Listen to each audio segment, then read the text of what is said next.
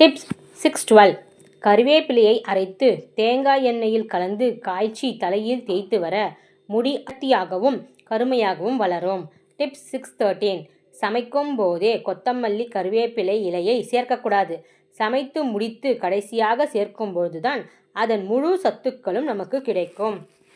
Tips 6.14 மணத்தக்காளி கீரையை வதக்கி கடலைப்பருப்பையும் வறுத்து அதையும் மிளகாய் வத்தல் புளி உப்பு சேர்த்து துவையலாக அரைத்தால் சுவையாக இருக்கும்.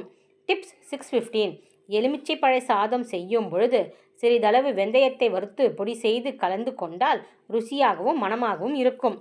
டிப்ஸ் 6.16 தோசை வார்க்கும் முன் ஒரு கரண்டி தேங்காய் பால் கலந்து வார்த்தால் தோசை மிகவும் மென்மையாக வரும். டிப்ஸ் 6.17 சமையலறையில் ஒரு கப்பில் வெங்காயத்தை நட்டு வைத்தால் அது துளிர் விட்டு வளர்ந்து அதன் வாடைக்கு பல்லிகள் வராது. டிப்ஸ் 6.18 மிளகு பொடியை தேனில் தூவி சாப்பிட்டு வந்தால் நினைவாற்றல் அதிகரிக்கும். டிப்ஸ் 6.19 ரசத்துக்கு தாளிக்கும் பொழுது சிறிது நெய்யில் கடுகுடன் 4 அல்லது 5 முழு மிளகை சேர்த்து தாளித்தால் ரசம் மணத்துடன் இருக்கும்.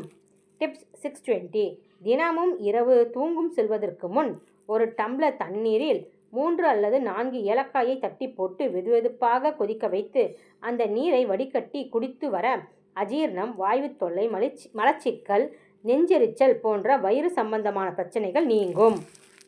டிப்ஸ் 6.21 குழம்பு கெட்டியாக இருக்க தேங்காய் அரைப்பதற்கு பதில் வெங்காயத்தையும் பீர்க்கங்காயம் அரைத்து சேர்த்தால் குழம்பு கெட்டியாகவும் சுவையாகவும் இருக்கும். டிப்ஸ் 6.22 உடலில் அதிக சூடு காரணமாக ஏற்படும் வாய்ப்புண்ணை குணமாக்க அன்னாச்சி பழத்துடன் தேன் சேர்த்து உட்கொள்ளலாம். டிப்ஸ் 6.23 தினமும் காலையில் வெறும் வயிற்றில் ஒரு கப் தயிர் சாப்பிட்டு வர இரத்த குழாயில் ஏற்படும் அடைப்பு நீங்கும்.